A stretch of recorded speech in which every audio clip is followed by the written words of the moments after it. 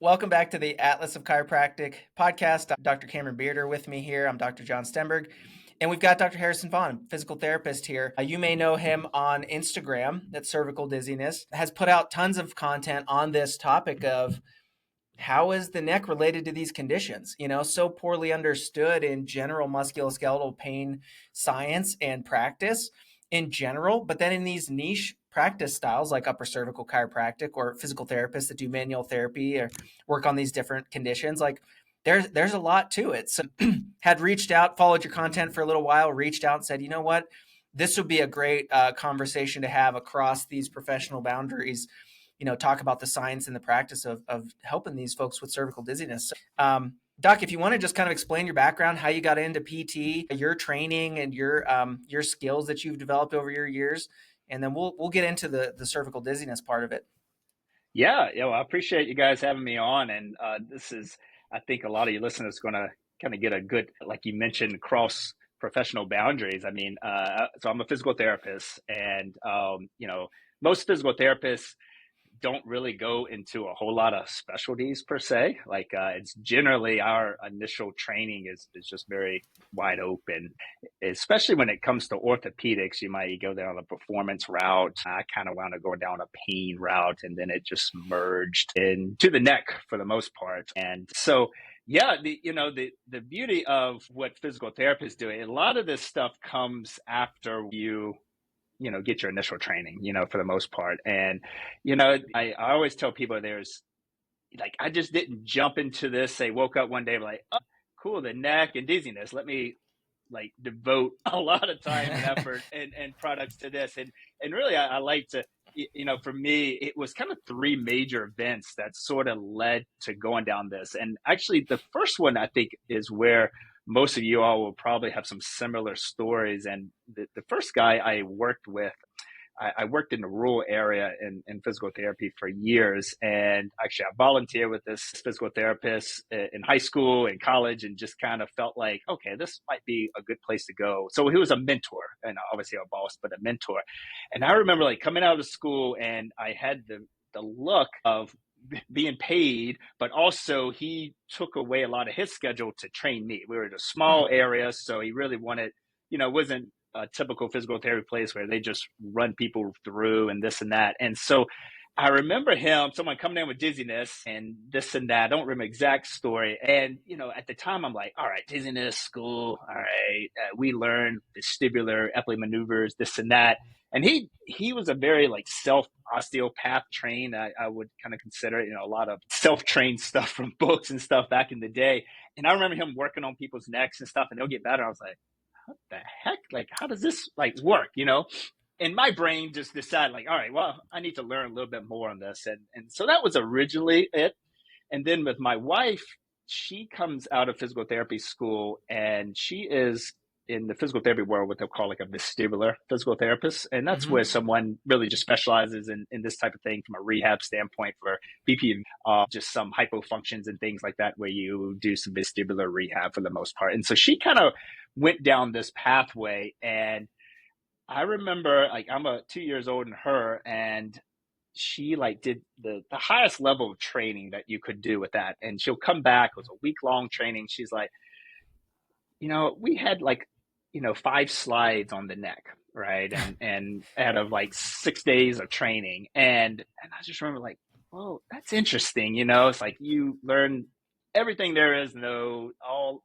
Everybody across the United States will come to this place. And so kind of seeing my mentor initially, and that physical therapist, then my wife kind of doing this. And then when I did my fellowship training, physical therapists have the ability to do some fellowship training, and it was in orthopedic manual therapy. And so my mentor, another mentor of mine, really was big into his PhD work and DSC work was in vascular issues in the upper neck. And just that helped me kind of understand a little bit more of those systems. And so it really took 3 things to kind of say, all right, I kind of have a unique way of looking at this from a physical therapist standpoint. My significant other is this vestibular mindset. And it's like, nothing's the neck. And then my original mentor is like, everything's the neck. And then my fellowship mentor just kind of brought it all together. And I was like, all right, well, it's just a unique way of looking at it. And so that kind of just developed into the original work that we started. Well, I appreciate that perspective because I know a lot of us, we have these formative experiences that kind of put us onto these paths of like curiosity and seeing these like needs to be met. And one thing I appreciate about your coursework, and this is even in the introductory, is you're not just pulling from physical therapy journals, right? You've got ENT journals, chiropractic journals, medical journals. You're looking at the vascular, like you bring all the different resources to the table, and it's kind of interesting. One thing I really appreciated, which is something you don't see a lot when folks are presenting their perspective on a, let's say, condition, is here are the voices that support this hypothesis and this practice, and here are the ones that are kind of antagonistic to it or question it. So you even bring all of that to the table, which I thought was a really thoughtful way, is like, let's talk about the controversy with this diagnosis of cervicogenic dizziness. Let's talk about the conflict in the literature about how to do that. And one thing healthcare does is try to piecemeal these things into very compartmentalized packages of, it's a vestibular problem. And so you talk a lot about there's this overlap, right? We see this with folks. They've got more than one thing involved in this sensory experience of balance and equilibrium, and dysfunction in these different systems can converge and manifest in lots of funny ways. So, my wife went through vestibular rehab and got a certain percentage better. She did some occupational rehab. She had tons of concussions and stuff like that as an athlete. She's had upper cervical chiropractic. She's had, so even my personal experience of watching a patient, that I'm close to go through these different things is, and they all had something to add, but there wasn't one that was the thing, right? And so as we all like endeavor to help our fellow man, someone that's suffering with a condition like dizziness or vertigo, some of these horribly uncomfortable sensations, like, just having a broad understanding of all the factors that influence, that symptom progression and manifestation, then what inputs do we have? What can we do to help, ease the suffering of these people? I think it's something that a lot of our upper cervical colleagues have struggle with too, because a lot of us were trained that it's always the neck. To your point about your mentor, it should always work this way, right? You intake them this way, you work them up this way, you treat them this way, and it should always end in success. And for those of us that wasn't the case, we had dizzy folks that didn't get better. You go, oh my gosh, what else don't I know that could be influencing this, this picture? I know Cameron's done a lot of fellowship work in vestibular, diplomate work in vestibular rehab, and in, a bunch of different functional neurology principles. So it's a conversation that a lot of our listeners are familiar with. We have over and over, and really appreciate your unique perspective with that. There was something I wanted absolutely. to pull out. Oh yeah, go ahead. There was something I wanted to pull out that I think is really fascinating, and it's really important, I think, for anyone listening. So we've had a lot of different types of providers on here. This is the first time that I can remember a physical therapist saying, we don't really get a lot of work in the neck. Like we're never like, it's almost like the neck is like a no man's land. It's like hand surgery, right? You don't want to go to the like a mediocre hand surgeon. You want to go to the best because it's no man's land. And so like how I interpreted what you said in terms of your experience and your journey and your education, we know that it's really important, but no one really knows like what to do. You don't even really get a lot of education in it, which is kind of mind-boggling. And like the fact that your wife went through vestibular certification and it's 4 slides on the neck, quite the opposite from the functional neurology. So they're saying it's heavy neck, and like the chiropractic functional neurology, and the same with Dr. Carrick and his concussion fellowship, it's neck. So it's like, we're getting from a school standpoint, from a didactic standpoint, we're literally missing, 25% of the equation, maybe, like with the neck. And it's glaring. We know it, but no one does anything about it. And now here you are as a physical therapist saying, yep, pretty much. We had to go and we had to specialize, and you had to put together this program. It's just, it gets me so frustrated, but so excited that someone that's not an upper cervical chiropractor actually is like, oh yeah, no, the neck's really important. It's awesome. Well, yeah, man. Well, and it's interesting because you guys, for the most part, like you guys are light years ahead with that. And I feel like our profession, when we went down this vestibular, I don't know, maybe it was just like, hey, let's go into the cannula 3 positioning and vestibular rehab part, which works, which can be great. It's just like, I think some of this other stuff is missing. And that was kind of the original like concept with us doing that. It was like, basically we're just trying to find a missing link. And I was like, well, how can I, take my skill set and my passion and my experience and help someone else who may just see it one way, and and I'm talking more in our profession, because I mean, so I do a lot of consults, all over, and I, quite frankly, and my fellow physios are probably not like me. I look up places that are either craniosacral or upper cervical chiropractic around wherever this person is, because it's hard for me to find a physio that's going to do it. Like, some of them are already seeing like vestibular, but like it's, I cross that, we go across, because I want the best for this person. I trust what the person there is going to achieve. And it helps me say, all right, are we crossing out what we need to cross out so we can ultimately find, because like you said earlier, Dr. Stenberg's like, it's the easy cases, it could just be the neck, or it could just be PV with one, we might have had the one procedure that, 2 Epley maneuvers, and that person's cured for 10 years or something like that. But for the most part, what we normally see, and probably what you guys see in your practices, is kind of the multiple layers. And we just want to make sure that we, and I talk about in my profession, and just kind of be able to like, all right, let's have an open mind to what else could be helping this person. And that's really what it comes down to. And I will just like plug your content. We'll talk more about the process, because you guys, one of the things that you've done, which we haven't seen, because Cameron and Dr. Chung and a few others have been voices in our upper cervical world to say, hey, be mindful that the oculomotor system and the vestibular system are also influential on the cervical spine. And there's all this two-way, bi-directional communication amongst these systems for folks. And so it's kind of been them on the flip of your side of it, which is, tuning in the PTs to the neck. We're going, let's try to tune in the chiros to be mindful of these other systems. But you guys actually put together an optimal sequence algorithm. Like, a lot of folks go, okay, but what do I do with that? So I know the eyes and the ears are a thing.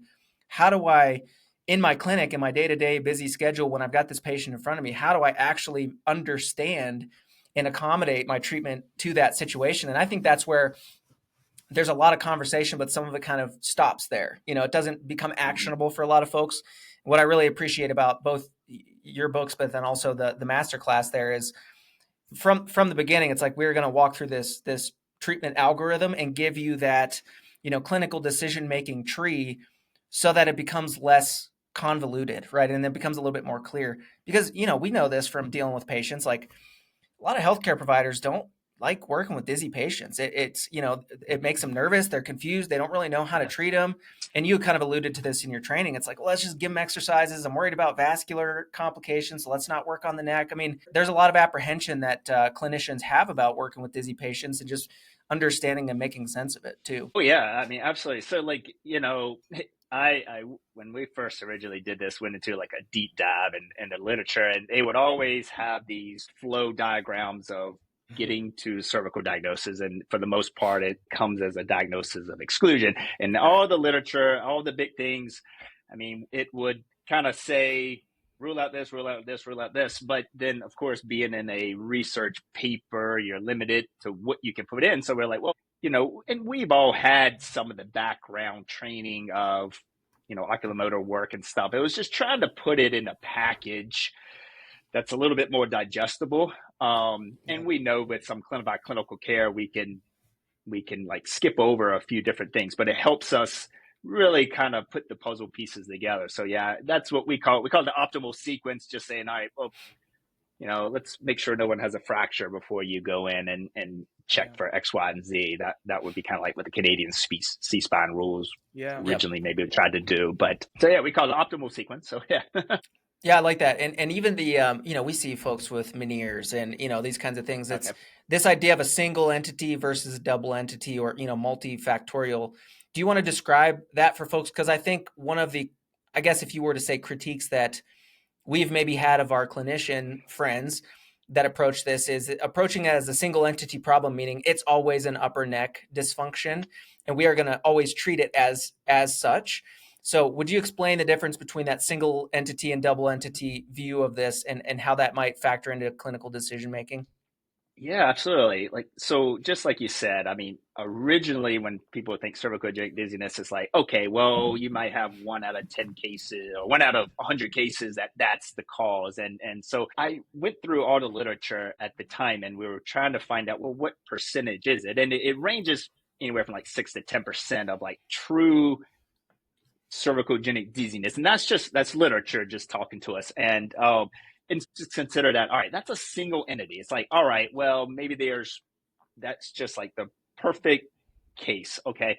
And so I think that is where, at least in our profession, everyone hung on so much for. It's like, just like in my wife's vestibular training, like, why do we want to put a lot of emphasis on this when it's 5% of the cases, or right? So they're going to go after the details of these other conditions. And so, but as you guys know, we have this, like, we call it a double entity, and or multiple comorbidities, and that's what we consider a double entity. And that could be the big thing that most of your listeners, you'll probably think of is like your whiplash, or maybe like a concussion. All right, and concussion's the big wording now, but 20 years ago we didn't really talk much concussions. It was more whiplash or mild traumatic brain injury kind of thing. So we're just kind of lumping that together. And the point is, like, well, how much of a percentage of X, Y, and Z symptoms does this person have from the neck, or from actual brain injury, or from any type of injury or oculomotor? So,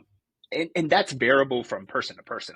I think I tend to think there's a lot going on here. I think you guys might agree, but we are able to kind of see the forest through the trees, just say, all right, well, there are these other things, maybe we can address those or train those, but just don't leave this part out, because it doesn't just spell that that's it, Yeah.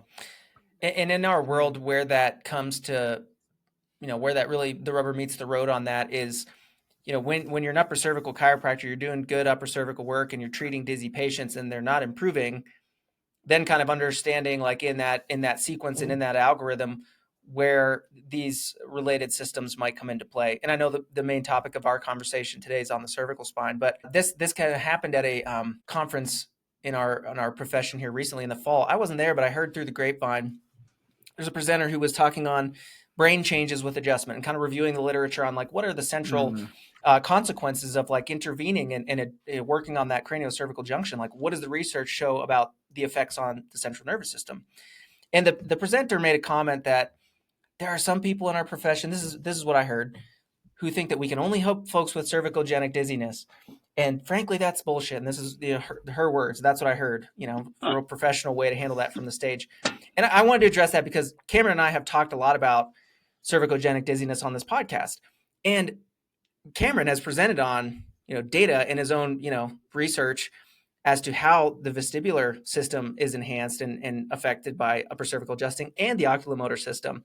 So I just want to say that that's not me and Cameron's perspective. Our perspective is, if you have a dizzy patient and they get better, do you know what kind of dizziness it was and why? And could you do that on purpose? Or are we just, come one, come all? Because we know, I mean, this has come up recently in our profession. There are a lot of upper cervical chiropractors advertising to dizzy patients on social media, and they're advertising to maldebarkment and vestibular neuritis. And they're catching these terms that are diagnosis associated with dizziness. And they go, well, we help dizzy people. This is a condition of dizziness. We should be able to help them too, without really a firm understanding of the pathophysiology of these different conditions, how to differentially diagnose. And we know, because we've had these folks coming to us, and we hear through the grapevine that the results aren't always there with those folks. And they're going, what's wrong? Why aren't these dizzy people getting better? So just want to, put that out there for the listeners that have kind of observed our topics of discussion over the years. And then as you enter the discussion here too, just understanding the entity of cervical dizziness, the fact that it's not something that is as hard to pin down as some people might think, and then understanding its clinical phenotype and its presentation and how it tests and the ways that you can accurately diagnose compared to some of these other situations so that we can set the patient up for the best outcome, right? I think that's at the end of the day what we want most. Yeah. And that's, Doc, you like truly this book right here with all the little tabs, and I'm only less than 100 pages in. This book, in my experience, has been the most concise way to help understand as a clinician, okay, they have this symptom, this symptom, this symptom. They're telling me this, and this. How can my education and this algorithm funnel it through? Like, is this cervicogenic or is it not? Because as John said, vestibular neuritis, right? Could treating the upper cervical spine either with physio or chiropractic, could that impact vestibular neuritis? Well, potentially, but probably not from the mechanism of if there's inflammation of a nerve, chiropractic and physical therapy isn't going to decrease the inflammation on that nerve. Mm-hmm. However, if you understand that it's receptor based and it feeds cerebellum, vestibular nuclei, and all of these pathways, then you could potentially modulate the system in that you could help a recovering vestibular neuritis case. But you wouldn't know that unless you understood stuff that's in this book, as well as some of the other diagnostic algorithms for understanding those conditions. So like when I posted this the other day, I had over 10, I think it was 15 people send me a message. Whoa, I didn't know that existed. I'm going to go and get this.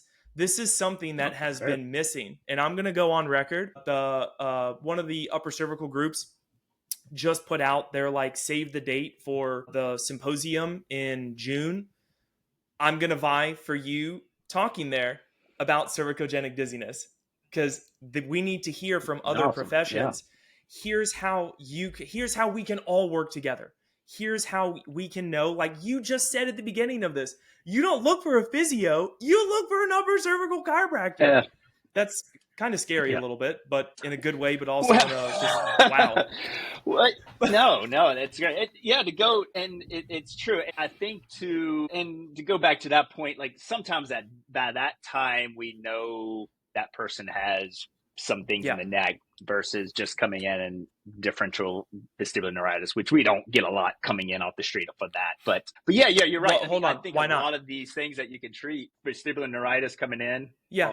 Why not? I think we don't get it because they typically, here's probably in my world, they'll probably go through the medical field, and we are out of network, and so that's probably why it doesn't end up in our office. Does that make that? But that's just probably the business sense. Well, they could come in symptom wise. I think just the way the medical field works here with the physical therapy, we get more your cervicogenic dizziness and more your BPVVs and those types of things. But like vestibular neuritis, I mean, I'm trying to think of our 1 or 2 cases way back in the day, and I was like, this isn't what I want to treat. This isn't right. This needs to go to someone else. So we just don't get those acute things. We might get some. We'll have some that tend to trickle later once some of the medical management has been performed. Falling short, yeah. That's really interesting. I'm truly perplexed at that, and I'm intrigued. I see a lot, and another plug for your book, truly. One of the things that I really loved so far is that you have to talk to the patient. You have to ask the right questions about tempo and all of this stuff. Yeah. The questionnaire is everything. If the patient gets the right question, they can tell you everything you need to know. I have a decent questionnaire. It gets better every day. And I actually added a couple things recently from reading your book. But I actually get what I would perceive to be a lot of older vestibular neuritis cases. Older, yeah. And, the acute vertigo, you've got BPPV, you've got potentially vestibular neuritis, or you've got stroke or all of that. I think it's really interesting that you don't get the vestibular neuritis cases. Maybe I'm just misunderstanding the crossover between a BPPV and a vestibular neuritis, but that acute vertigo. I'm going to have to kind of think about why would I get these chronic cases and you wouldn't get the acute cases? but yet the medical profession is going to probably side with you and trust you more than they would someone like me. So like the medical management, yeah, that's just very interesting. Well, and very, then the marketing very messaging too, right? I mean, yes, we were just yes. kind of talking about That's it, a but good there point. are upper cervical chiropractors who are putting out messaging online that says we can help you with vestibular neuritis. He's Bingo. not saying that, That's right? probably So you're it. not going to Yep. get it because you have Good point. niched down to a point that those folks are going to Well, see and the ENT. that's very true. I mean, I do the Yeah. back end SEO stuff, and I don't have a lot Yep. much on that. So Yeah. and then so and so that could be one. And then you know, if we Interesting. were in the physical therapy in network policy, maybe our local urgent cares might be sending. They may just go somewhere Sure. else. I That's a don't good know. point. Well, here's a interesting tidbit with a patient that happened to me within the last couple months. The patient had acute vertigo. She had kind of like a subclinical dizziness for a while that was just kind of simmering, and then she had an acute exacerbation of it. Ended up in the emergency room. She was freaking out. They did CTA, MRI, the whole thing. They worked her up as she's a young, she's in her 20s, whatever. Anyway, long story short, they did their medical assessment, and they said, we're going to have our PT come down and do a bedside assessment. So they did a bedside assessment, diagnosed her with cervicogenic vertigo, and referred her to me. I was like, there's never in my, that's the first in 8 years that, number one, someone was differentially diagnosed properly in the ED. And sure enough, we treated her, we co-managed with the physical therapist that she referred to, and she got tremendous results in a reasonable amount of time. And it was like, wow, that was very encouraging to me that, it seemed to be that, at some point locally here, in the PT world, there is becoming a more, more thorough assessment of these situations and not leaving the neck out of the equation, which was, I thought, pretty cool. Yeah, I know that the whole ED department are trying to get more of these vestibular physical therapists that go in, and I don't know as much on what's going on in that field as well, but they're trying to differentiate. Could it be just a BPV thing they run in, or do they need to have all the imaging or refer to somebody like you? So that's a great story. I haven't had a referral like that. It's definitely an exception, not the rule. But so let's talk about this. So, we referenced the book a couple times there. There's 2 books, How to Diagnose and How to Treat. You got over 400 references in that, 350, 400 pages or something like that between the 2 of them.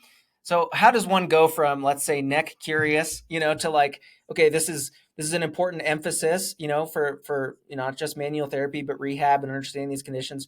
How does one go from, that level of curiosity to all of a sudden you've put a lot of content together, right? Like how do you take the step from that to, okay, we're going to put a course together. We're going to write a couple books. We're going to like really dive in on this.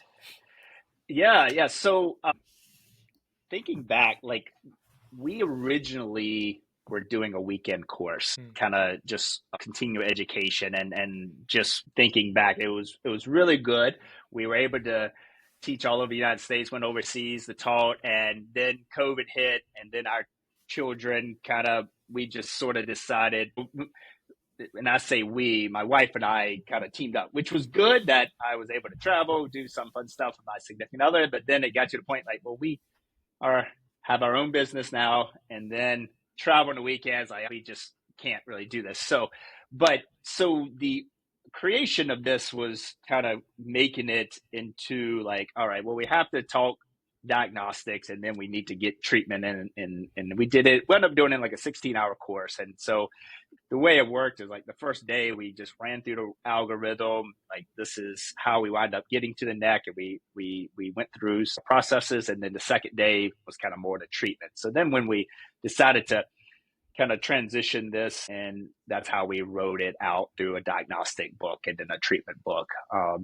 We know it all sort of merges together somewhat, and this, I'd like to be clear, it's more of a clinical diagnosis. Like even back when we did a lot of this stuff 10 years ago, I know you guys know Netcare, and then you guys have much more imaging capabilities that we don't use in the physical therapy, or we're not trained and we can't use in the physical therapy. So obviously that stuff can be added on to this or in itself, but it's a really good baseline that really for the last like 50 years or so, we really put it together so that it kind of, and then you add on this technology, all this other stuff to you. Cause just like Dr. Beer said earlier, the original stuff of this is just listening to the patient and trying to get what just, hey, tell me what's going on without telling me you're dizzy, and that's kind of really how some of the simple differential can go. And then your brain takes you down X, Y, and Z pathways, and which is what we do for any condition. And we just try to help someone, who might have in the physical therapy world might have been like, well, how do I know if it's the neck? And because I'm trained just like originally when I was trained, it was like, hey, it's all this other stuff. And it just kind of helps you go down that pathway and then double them up for the most part. And so that's how it ended up being in two kind of separate books. So it's easy to digest. Absolutely. Makes sense. And I think the point of it being a diagnosis of exclusion is a good one for our audience, because the idea is, you are following this like elimination of other conditions, right? I think a lot of us would be quick to assume that it's a neck problem first, because of our treatment bias and our perspectives and our training and just the things that we see. And so even in the literature, as you described, I mean, this goes back 100 years. There was mention of, neck-related dizziness in articles in the, I think, 20s. You had a couple references in there. Yeah. And then all through the 80s, and then just the history of building that. So, this idea of like, okay, it's obvious when there's a fracture, not, there aren't too many people walking into a chiropractor's office with a neck fracture, right? Yeah. There may be folks that walk in with a stroke. If they have a good relationship with the chiropractor and they've got acute neck pain and dizziness and they have a good working history with you, you might be the one they trust. They might show up with a vascular event. You need to be able to differentiate that from a neck-related problem. And then just this idea of walking through the list of possibilities. And it, like Cameron said, the history is going to get you halfway there. And then asking the right questions and knowing the presentation of these different things will help you quickly arrive at that. But the key is we don't assume neck first. I mean, we may be strongly inclined to assume that the neck is involved, but as far as the one cause or where it fits in the landscape of all the things is that's the important clinical decision-making thing. And, even if they have, let's say, a vestibular neuritis or they have, BPPV, we don't need to discredit this cervical dysfunction that we may find. And we go, okay, so here we go. We understand that you've got BPPV. We also picked up on some clinical signs of some cervical dysfunction. I'm going to help you with that. We're either going to treat the BPPV or, loop somebody in to treat that. But, understanding comprehensively what's going on and then where the cervical work applies, I think is the biggest challenge to us being more successful, more consistently with dizzy patients. Yeah. Absolutely. Yeah, absolutely. And that the diagnosis exclusion, when I first looked into this, I would get the original articles for a lot of stuff and I would use Google Translate and I would kind of go through and a lot really of them were European. Yeah, they were. And really kind of say, all right, well, because that's really in our field, that is what it's taught, to be honest. That's like the diagnosis exclusion. So I was like, all right, well, let me put together, because we're always trying to do the 3 pillars and balance the research with clinical practice. So, we put all that together to really kind of spell it out. We just went a little bit deeper and then kind of went from there. But yeah, that's what we do even in our setting. I have quote unquote some vestibular therapists that work for us here, and say someone's coming in and it's BPV, we just recommend her. When we first did some of this original training as a clinic, so we're all on the same page that, all right, you treat that, we use some vestibular ocular goggles and things to help with some of that differential diagnosis. And then, hey, once they kind of clear up, then if that person trusts you, let's see what's going on in the neck. And that's a little bit of how we do that BPV to neck combo in our practice. And because that person, if you could take out the significant severe symptoms, then at least for us, they trust to kind of go down that pathway too. So that's a little bit. And in the physical therapy world, just for your readers, so this was one original ways why we wanted to go out and do this. And it was more for the physical therapy profession, but honestly at the time, but we were trying to get individuals say, all right, well, they are 70% better with doing 3 Epley maneuvers or something. And we're like, well, what can we do to help them get that remaining part, right? Because they're better, they probably just walk out the door because they're like, hey, I couldn't lay down, I was puking, everything 2 days ago, so I'm better. And it's like, well, how can we get that person even better? Or is it some theory of preventing it in the future and some things like that. But so I think that has like so many capabilities of obviously treating, because you could treat some of these other stuff through the neck and it gets better as well. But then, hey, can it be to get some of this remaining residual symptoms, which is something I really promote to our vestibular therapists and promote and market that way. It's like this, they call it residual dizziness. Could that be the remaining thing? Because they're going to be looking at different canals, which could be true. And so we go down that way. And then, hey, what can you do to keep this stuff going strong? They might have some weak areas in the vestibular, but maybe it's a weak area in the neck as well. And can they trust? They've already trusted you to help them with this symptom. Can you continue that kind of continuous healthcare so they know who to go to? Yeah. Tell me about neck care, because I know you're using it, and I'm curious. You obviously have been doing this longer in terms of the longer practice, longer cervicogenic.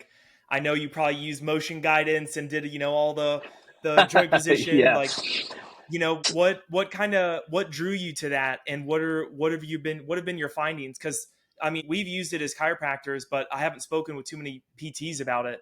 Yeah, great. So I'm assuming most of your listeners know a little bit of neck care. So neck care is using like Bluetooth gyroscope technology to analyze neck movements, and from a physio, we love movement. That's kind of our training. So it really from a technology standpoint, because we don't have a whole lot of, I would say, technology in the physical therapy world for the most part. But to go back, it's funny how I got to learn about this. I would deep dive into a lot of research, and I wound up we read about the butterfly test, and I was like, I kept reading about it. I'm like Googling it. It's like some like antiquated thing that you're going to see in like a university. I'm like, okay, so that's obvious. That stuff is not in the book, because I'm like, well, how do we even like do that, right? It wasn't in the consumer standpoint. So, and believe it or not, I was reading, and in parentheses behind some of the products and technologies that they use in research, they'll say like where the company's from. And it was like, I think it was Winston-Salem. And I was like, holy crap, this is right down the street. So I don't know how I figured it out, maybe Googling, and I contacted them. And long story short, found out that they're not there anymore. They're in Minnesota and in Iceland. And so it was just a lot of like reaching out, like, hey, how can I learn more about this? So for you listeners out there, like just, put your arms out there and try to reach out and see what grabs. And it's been great, because as a physical therapist, I got in and been using it for, actually, I don't know how long. I mean, over a year, I know. I can't remember exactly. They just did an update with it, and it's much even better interface. Yeah. It's a not as antiquated interface, and so, quite frankly, to answer your question, Iberia, I love it. We really utilize it to just amplify some of the patient education for the most part. It's like, hey, look at this is what's going on. We can kind of tell you we think this is going on. It kind of helps sell like, all right, well, we can improve this with X, Y, and Z. And quite frankly, and you guys probably do this too, as a clinician's been doing this a long time. I'm trying to guess, like, all right, I think they're like, based off maybe what I feel or what I've seen, like, I think they're going to go this way, or this is going to show. So it's kind of a fun way to really, just from a clinician standpoint, to really put the puzzle pieces together, that something's able to really measure, where we never had that measurability in our field in the past. So and it's really much better than the whole laser in the head that we would even teach that, and we did in the clinic, and we hated to do it. But it was analog, and now this is real time, excellent. Even like on the range of motion, you look at those accessory movements. It's like, you achieved right cervical rotation, but you recruited, 13 degrees of flexion to get there. That's not what we expect, right? That there's a lot of ways where, to that patient education, I never thought of that from a physio perspective, but we, a lot of times, we're also reviewing imaging with folks, which is very visually engaging and appealing, and they can see, but for you guys, that becomes a tangible visual experience of like, here's what I'm seeing and here's how it's affecting your performance. And that's how it relates to the symptom that you're presenting with. That's a pretty cool connecting point for you guys. Yeah, I think we never had anything like this ever, and it's been my staff love it, and we love it too, and so that group has done a really really good job, and we're hoping they'll get more and more of that out there. Shout out to Ori and the team. Yeah, they're hosting an awesome neck care, I guess they call it like symposium or something like that in Iceland next year. I mean, you got Julia Trelevin, John Letty, you've got Cameron, Dr. Chung. I mean, their speaker lineup is the who's who, in sort of like the space that's been talking about, neck proprioception and how it impacts all these different conditions. So we'll be there. Cameron and I will be there, and Dr. Chung and some others. So hopefully we'll see you there too. But awesome. We've talked about it. Yeah, it's going to be a killer event.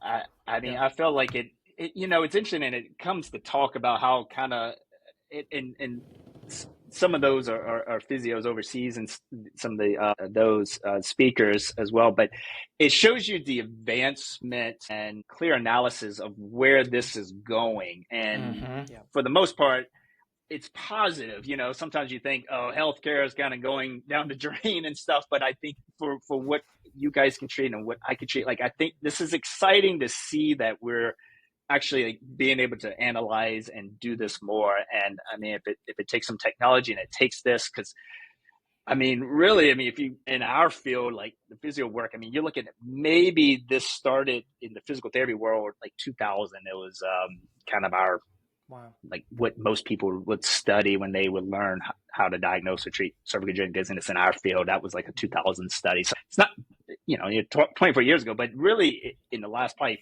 4 or 5 years, things have really ramped up, and it's good for patients. That's the big thing. We're all here 100%. To help others, and the more they get better, the better we feel, and and we just like, wow, we can actually help humans live better.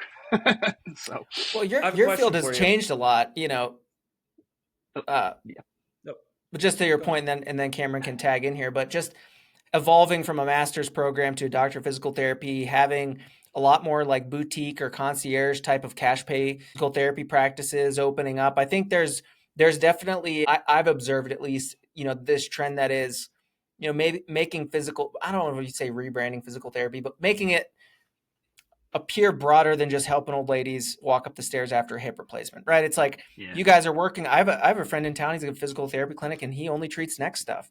And he's branded as a headache center. And, when I first met him 3 years ago, it was like, what's this headache center? He's like, I'm a physical therapist. I'm like, what are you doing there? He's like, manual therapy. I'm like, what? So I didn't even know that was a thing. But I have observed in the last couple of years too, that just as your profession is evolving, I think, probably to your point, that's opening the doors for a lot of new avenues for your profession to kind of explore, which is good. Yeah, we've really, things have changed a lot. So we're like, we'll consider like an out of network, or you can call it a boutique type of place. And we're my office, we're almost 7 years in. And so we have a couple specialties within. So it kind of has a little bit, so which is nice, because then we can have the ability to see a lot of things. And being in a rural area initially, I saw a lot of stuff. So I still am really interested in all parts of the body as well. But and how everything connects. But yeah, I don't know where this is going to end up going for the physical therapy world. But it's changing, and a lot of the physical therapy, just to put you, like your friend, Dr. Stenberg, you mentioned in out in Colorado, I don't know many PTs who just have that. So I think that's great for him. Most people are, just to let your readers know, they're still more like, I think most of them are kind of in the performance base. Like a lot of my colleagues who do this, it's like CrossFit, and like that stuff. Type of thing, movement stuff. So we still are, like your friend out there, and then myself, and it's still a real small part, I would say, of physical therapy in that. You may have trained him. I'll have to. I might have to talk to him and see, like, at which point he came to that. To that training. You might have been the one. Go ahead, Cameron. You had a question previously. You said 2020. Or I'm sorry, 1000, right? And 24 years. Correct. I don't, from my recollection of your bio, have you been doing this for 24 years? No, I Okay. physical therapy school 2008. I Okay. graduated. So So I mean I'm talking about that's Diana quite a bit. Risley's work was like Yeah. 2000, 2001. That was kind of the big Yeah. stuff in our field at that time. And So so, relatively contemporaries. When you were in school, Yeah. that was new, exciting information. yeah, we didn't learn Well, and anything on this, or it was just a small little tidbit. that's kind of where I'm going. Um, So if you graduated in 2008, John and I graduated in 2016, you've got 8 years ahead, so double the time.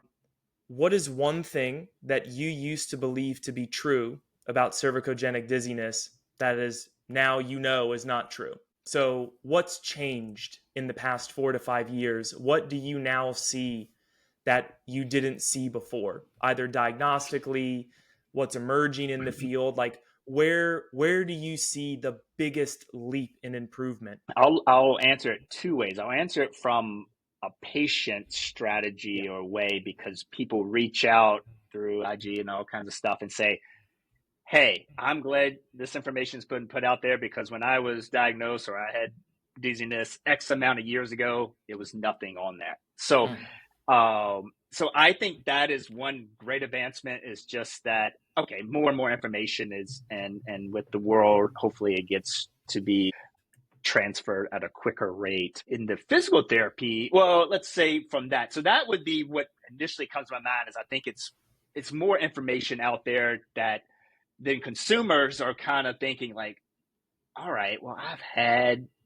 like in our field, I've had vestibular therapy, I've had this, but man, maybe I have this kind of thing. So I think that is ultimately what the goal, because at least for me, I mean, majority of my patients coming in, they're searching things just the way it's working for us. And I mean, the consumers are getting smarter. They're researching, they're figuring out a lot, and they're trying to find someone who's helping them versus I know you like, and so in the physical therapy, typical world, it's like, oh, you go to your primary care. Oh yeah, let me do what he or she says. They send you to here, here, here. Like, people are skipping that type of stuff, which you guys have been able to have for a long time. We didn't have that. So I think that's major in terms of the whole cervicogenic dizziness professionally. Let me think for a second. I'll answer it this way from the participants that we've taught. Basically, I will say that it has changed. So someone who might see this type of clientele. Now, I'm not talking about upper cervical chiro or craniosacral. I'm talking about like a physical therapist. They have gone from, oh, it's tight and stuff. Let me just give them stretches, this or that, to actually like, let's intervene more appropriately and with more substance. And Mm. that was basically what we were trying to get across with our initial coursework versus, well, I don't know what to do. PTs would do suboccipital releases and just kind of hold it and not sure what to event. So I'm thinking that there's hopefully better treatments on that from a lot of clientele. May not even end up in you guys' office or my office, just kind of end up in the neuro world, like in the rehab physical therapy world. I see that. And then quite frankly, I think some technology like the Netcare is really going to change how we examine proprioception and movement faults from way we look at the body, and range of motion deviations. Like the new software has the heat maps, and it just has like really great information that we can say, all right, well, like, yeah, when you get up into this left corner, which you're doing on your computer all day when you're like this and then Yeah. looking, get the bigger screens, like look at your body. It's just your neck just goes like Yeah. this. And it's like something's mismatching information going on. So I hope that helps people understand what can be done to help them. And because quite frankly, this technology, we're getting more stimulus with phones and vertical saccades, and I can't even look at that kind of Finally! stuff. Someone else! Someone else! God! I was talking to a lady about that the other day. It's like, when are you getting dizzy? Well, when I'm scrolling on my phone. I'm like, okay, like, let's talk about what's happening physiologically when you're scrolling on your phone, and then let's test it. And we tested her vertical saccades, and she's like, that feels gross. I'm like, here you go. You've already been to your primary. You've been doing that all day. They referred you to the ENT, right? They didn't ask the right questions. They didn't understand the physiology. And that's where a lot of folks slip through the cracks. It's just that situational awareness, if you want to call it that, of the things that promote these conditions. It's so fascinating. But yeah, that's a huge one. I was talking with a lady yesterday about kids on phones, and these all these ADHD diagnoses and stuff like that. I'm like, look at this massive sensory experience that they are developing neurologically with, that is completely unnatural and intense. And what's the toll that takes? And I think, your office and the offices of the folks that you train are probably going to blow up 15 years as these folks age into dysfunction that becomes symptomatic. That concerns me, frankly. And I think, all the more reason for these topics to come up in conversation more frequently. I have another question. Another question. Go ahead. What the hell is the fascination with deep cervical flexion activation? For the love of God, it's like the only thing in the literature. It's like, but where did this come from? What's the one study? Because I have to say, every time someone comes in, and I'm just saying general PT, and Chiro too. Chiro's very guilty of this. Well, like they had me doing the chin tucks, and I take a cone beam image of them, and they have a reverse curve, and I'm like, this is literally the absolute last thing you want to be doing right now. Like, unfortunately, that is perpetuating a contraction of the deep cervical flexors. Yeah. Stop it. Yeah. Stop it. Where did this come from? What am I missing? So it came from us, our profession. And so it goes back not as far as, so for anyone who's listening to this, like in the early 90s, we did the same thing. We looked at transverse abdominis and back pain, and they found that there was a link. So then there was a big push on everyone needs transverse abdominis training who has back pain. Okay. And now we are finding that that's, it's a feed forward system. It's a different system. And so the neck is a little different, but a lot of it, I believe, originally came from Gwendolyn Joel out of Australia, did a lot of research, and they basically made a connection on deep cervical flexor weakness through, they would actually put EMGs through the nose and attach it to the longus colli. And who volunteers for that? Can I be in the sham treatment group? It kind of reminds me of those studies that they would do of seeing the pressure in the disc and low back, and they would basically penetrate the disc and get somebody to like lift. I'm like, who signs up for this stuff? But so that was early 2000s. I could have to go back to the literature but I think that's early 2000s. And what it did, it just kind of led that. And then physios was like, how do we treat neck pain? Well, we don't stretch it. We don't mobilize it, even though we've been doing that for X amount of years. Ooh, this is the greatest, newest, and greatest. And so then it led to cranial cervical flexion. And so there's literature. We write on that because there's literature. Yep. I would say the people who are coming into the office, like most people nowadays are trying that already. At least that's my opinion. They're on YouTube, they're on Instagram. Somebody's like, dizziness, do this. That the whole how the social media stuff works. And so we're finding that it can be part of a program. It can be part of a finding, but maybe you treat it to get it to fire. It should hopefully just fire like unconsciously, that it kicks in. So, but it started from us, and I would say from research connecting neck pain to it back in the early 2000s. And I think this is something I've been thinking about for a couple years now. So I actually have a physical therapist that is in our office. I love her, Meg. She's fantastic. And we've kind of talked about this, and she kind of echoed what you said as well. And when I'm not claiming that I'm right by any means, I've just identified this pattern. So I pulled up, you made a comment earlier about not having imaging. And I've known, I think it's well known that PTs, or at least in most states, can't order imaging. I think that's potentially a mistake. And I think that needs to be rectified. And if I were to show you 3 different images of someone, lateral cone beam. So I just think lateral x-ray, right? You're looking at the sagittal, you're looking at the curve. And we have a normal curve, we have a straight neck, and then we have a reverse curve. If I were to show you that, and then we were to mimic chin tuck, you'd find out real fast, whoa, imaging isn't necessarily the most important thing in the world, but when it comes to cervicogenic and when it comes to cranios, like in my opinion, I think 90% of patients with suspected neck issues need an x-ray or need a CT. And even if there's, like, I know I read through the Canadian and like the Nexus, all those rules and all that stuff, and I'm on board with that. But like, I feel like all of us, PT and Chiro and OT, we're missing an element of tremendous specificity. And all we would have to do is take a quick lateral x-ray and understand, reverse curve, no chin tuck, not good.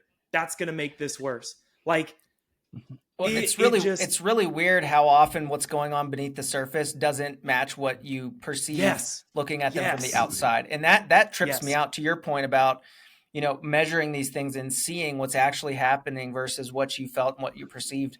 I see that a lot, and it kind of freaks me out sometimes when you'll see lateral translations of the neck that don't match the head tilt that you see in their postural assessment. You go, oh, which of these things needs to change here for this person, and how to make sense of it. But yeah, it's an interesting, I guess, bias that we have, and it makes you think like, okay, I guess the conversation would be like, how much better do our results get, and how much more efficiently can we get those results with eyeballs on? But I agree. I mean, all these people have trauma at some point in their history. Might not have been recent, but the fender bender, the rollover car accident, you talk about this in your course about the literature on whiplash associated disorders. It's like almost kind of been like, oh yeah, we've been there, done that. That's well understood, but let's not minimize that. That's an important factor here. And we see all kinds of degenerated spines. We know there's a proprioceptive consequence for spinal degeneration.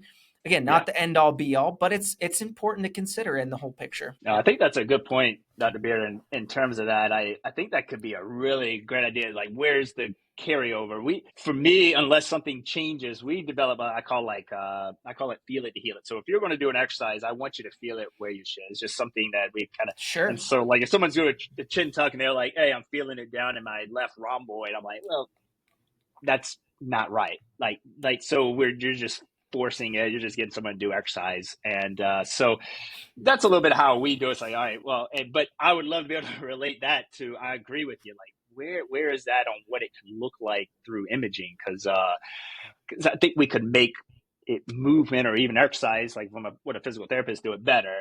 And I think that kind of goes back to a little bit of these kind of boutique or PT approaches, because in the general world, and I say that, and it's a little bit that of impression, like, they're billed on time, and these people are just getting them to do some exercise and stuff, and it's just not, is it making anything worse? Maybe, I don't know, but it's just not as effective. And I think that's when somebody loses, say, well, this hasn't worked. It's like, nah, it didn't work. It just wasn't the right thing, That's an important point, that standardization based on insurance protocols and reimbursement processes. And even with the imaging, it's like, did you get the x-ray to qualify for the MRI? Some of that stuff, it's standards based on insurance. The feel it to heal it thing, that's interesting. I'll give you a funny story, and then I want to ask about treatment, because you talked about, with the exercises, the manual therapy. I want to build that out a little bit more. Yeah. But I had a lady come in the other day. She had some cluneal nerve entrapment and piriformis syndrome, and she's been a patient for a while. So I did a little bit of work on the glute, and then gave her a sciatic nerve flossing kind of thing to try. So she comes back and goes, oh my God, I feel so much better after that last, visit with the exercise you gave me, but I wanted to make sure that I'm doing it right. I'm like, hold on. You just told me that whatever it is that you're doing has helped tremendously. Keep doing that. What do you want me to change? Something about this, this useful exercise you found. So by all means, show me, but don't change what you're doing. Obviously it's been beneficial. So use that feedback from your body as an indication that this is the right thing to do. But speaking of the process, because you hint at this in your course, and for folks that are listening, they may not have the context to understand how all these different treatment things come together. So you talk about, the vestibular rehab, the muscle work, the manual therapy, the neck, related mobilizations and stuff. You have unique background in that osteopathic manipulative therapy and the osteopractic training. So when you're approaching treating the neck from a manual therapy perspective, give us an idea of how you assess, how you choose a site, how you go about, doing hands-on work with the neck. Yeah, good question. So the way we kind of look at it, we'll look at it two strategies. One, orthogenic or joint, and then the other one is, I will call it non-articular or soft tissue. And that, I'll talk about that a little first, just because my practice patterns have developed a little bit more down that pathway. Just it's changed over years, and part of that kind of stemmed on kind of learning a little bit of what acupuncturists have treated within they call it wind for thousands of years, and saying, all right, well, how does that connect to these points, connect to the soft tissue points that a physical therapist might look at, and then how does that connect into deeper to the neck? And so, for instance, we talk about this in our course and stuff, because as physios, we always look like, all right, extension is usually what brings some symptoms on with some of these people, and say, well, what does that? So we think about, all right, what muscles do that? Where is it hinging? And it's interesting, a lot of the muscle spindles that are the largest part in the suboccipital areas, and then we also look at how big these muscles are that attach from the neck to the occiput, and how does that relate to some of these points that we would treat some of the physios on, and it matches up really with a lot of these acupoints or that have been utilized for years. So it's just like, okay, so it's just us kind of like mingling those. And the reason that we teach a little bit and we do some of that is that, so majority of people that we were training, and most, I'd say, vestibular therapists, no offense, some of them, their hands are opposites. They're not like you guys who work on people's necks all day long. And so psychomotor skill is, no offense, not as good. So we needed to find a way, like, all right, well, either they refer out or we start them with this a little bit stuff too. So that's one way we would look at it. And basically, we're looking at through tension, texture, tissue texture, and kind of like your trigger point model would be the thought there. And the other thought we would do is we look at it from a hypomobility standpoint with passive accessory mobility testing. That's utilized in the clinical world and the physical therapy world, just detect some hypomobility typically. And we can utilize that with some passive accessory motions, such as like they call it the flexion rotation test or the lateral glide test, and those are some kind of just like you all do. We don't have the imaging to go. It's just telling us which joints or more limited, which may be causing some of the asymmetry that's potentially driving some of the factors. So generally speaking, I will look at it two ways like that. Yeah. Get your movement assessments, your hands-on assessments, and you're zeroing in on, sites for either mobilization or snags or whatever it is that you're doing based on, triangulating those findings and correlating. I love snags. Sense. Love them. Huge snag fan.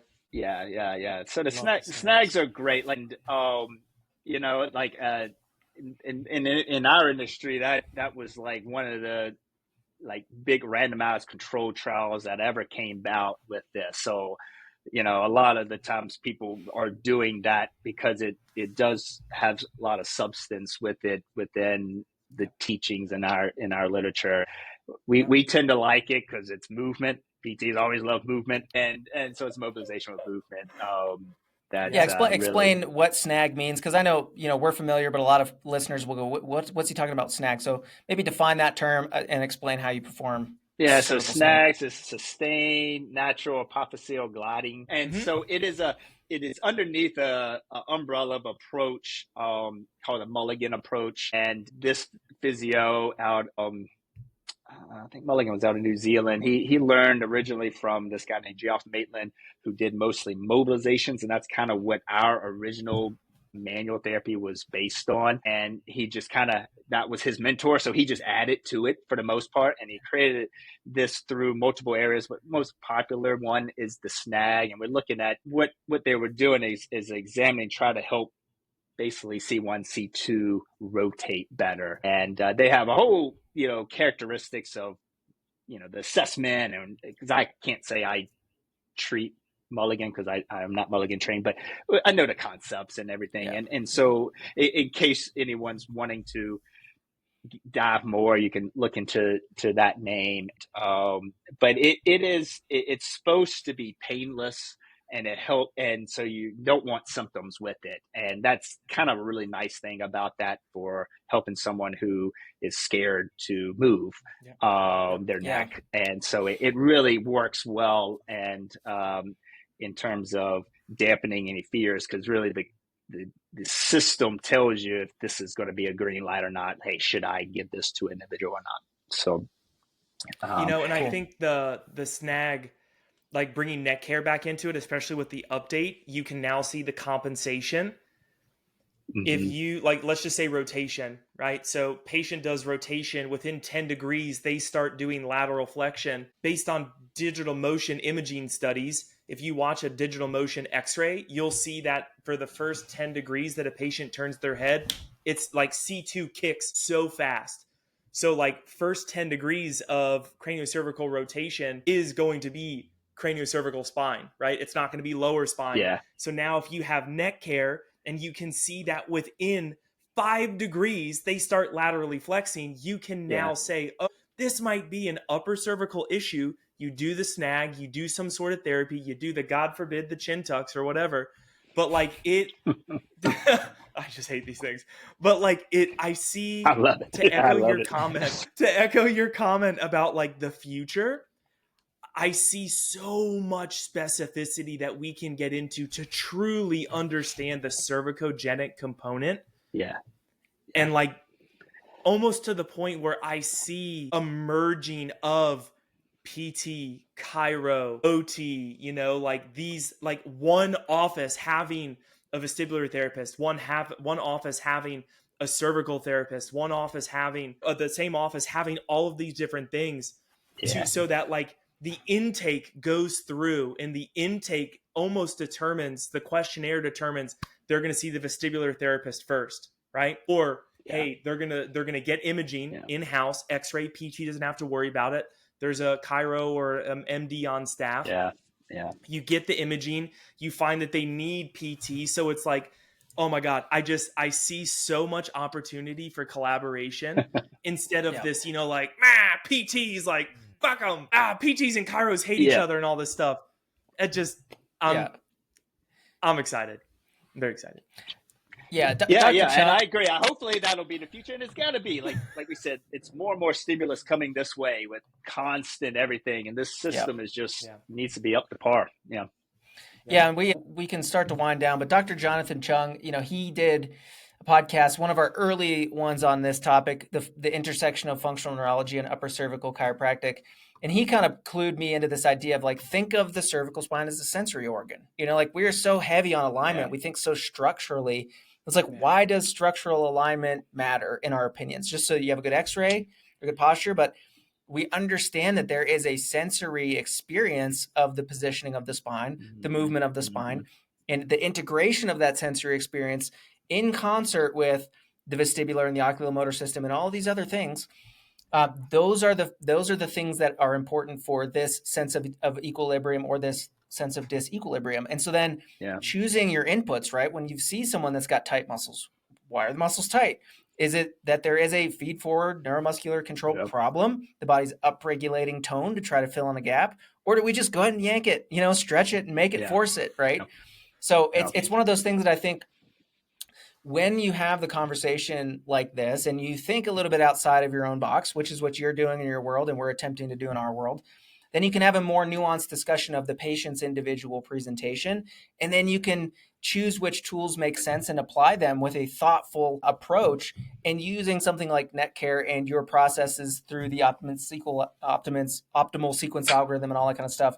Then it gives you a stepwise process for applying that critical thinking and actionable steps for real people to actually create patient-centered, individualized care to enhance our outcomes, which is a win for physical therapy. It's a win for chiropractic. It's a win for conservative care in the management of these symptoms, so that folks can choose first, to go to the physical therapist, to go to the chiropractor. They don't have to go to the, primary care, then wait 3 months for their ENT referral, to go sit in front of the ENT and come out of it with nothing, to then eventually go deep, dark recesses of the internet and find out that the neck could be involved, right? So, I appreciate you making the time this close to a holiday. We're on the eve of Thanksgiving here. Appreciate you making the time to jam with us, to introduce you to our audience. I'm going to put the links in the show notes here. Purchase the books. They're very affordable for what you get. I mean, they're what, $49 each. Incredible. I mean, for $100, you could have 400 pages of that. And honestly, like, if you're an upper cervical chiropractor, understanding the physiology and the research that you describe as it relates to the upper neck is just, the neck in general, is just crucial understanding for us in the patients that we treat across the spectrum, including dizziness. So I'll put the links there, the master classes there as well, and Dr. Vaughan's social media, here, so you can get connected on those fronts and access those information that they've made available, and continue to learn and grow and be better. Hopefully we can hang out in Iceland and have more conversations. I feel like this podcast could go on about another 4 hours, be like a Joe Rogan one or something. But this has been great. Yeah, we'll carry on. I mean, the door's always open if you want to come on, and any new discoveries or interesting tidbits, if you want to do a follow-up, the door's always open. We'd love to carry on the conversation. But for the purposes of this introduction, check out what these guys have put out. We'll put the links there, and access those resources, make good use of them, and your patients will benefit from it. And you'll find a lot of, demystifying this dizziness deal is huge for practitioners. If you can just start to create a sense of understanding and a stepwise process to deal with these folks, it really makes it less. I've told Cameron, I used to have a lot of apprehension and trouble with dizzy patients, and it's prompted me to learn and grow. And now I feel very confident in my ability to help them. And so hopefully other folks will follow in step and do likewise. So any last words of encouragement, or maybe some advice for young practitioners or students that are getting ready to enter the field, either in physical therapy or chiropractic? Yeah. So I would say learning this information and these symptoms and having these patients is a very rewarding. It's challenging. I think if anybody's looking out there who wants to be able to make a huge impact in someone's life and just be on the train to learning more, because I think we've just scratched the surface and being able to probably really interpret what all this information is doing. I definitely go into it. There's a lot of great resources out there. And if you're already a practicing clinician, biggest advice, listen, let the patient tell you their story, kind of get that, because you're going to get a ton of your information from that, from this type of topic. And it's going to really help you dive into really getting that person the best they can get.